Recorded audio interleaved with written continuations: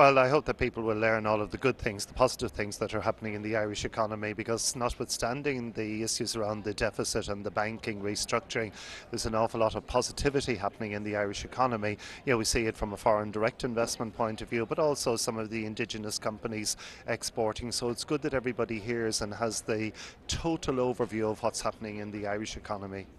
Well, I think a sense of two things: a sense of context. We hear nothing but the bad news, and let's not try and trivialise that. We have some big problems to face, but I think what we'll get out of today is some of the balance to that. A lot of businesses. It's almost embarrassing to say it, but a lot of businesses are actually trading quite well, but you never hear that. The Irish.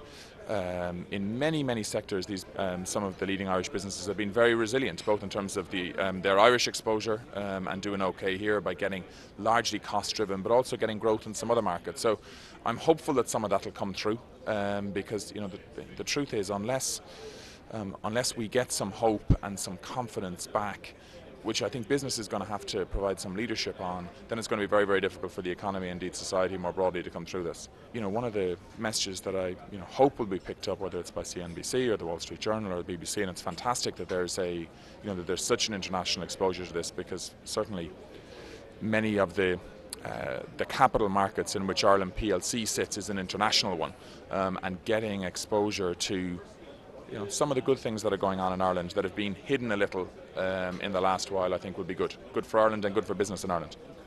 I think the main objective for today's conference for the attendees is that they realise that the situation is not as bad as the media would have us believe it is, B, that the collective experiences are such that we can take some confidence in them, and C, and most importantly, that the only way out of our problems is through business, and particularly business that's competitive for export purposes.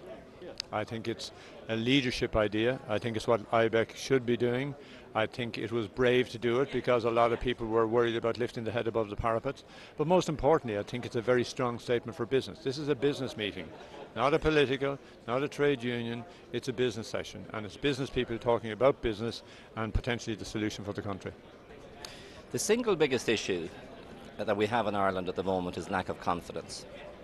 And confidence is more than just a word. Confidence is about a sense of security and a sense of hope for the future. And that's what we as business leaders need to do today. We need to demonstrate that the businesses that we manage are run by confident people. And we've got to send that sense of reassurance to everybody in Ireland. Well, the mood is very positive.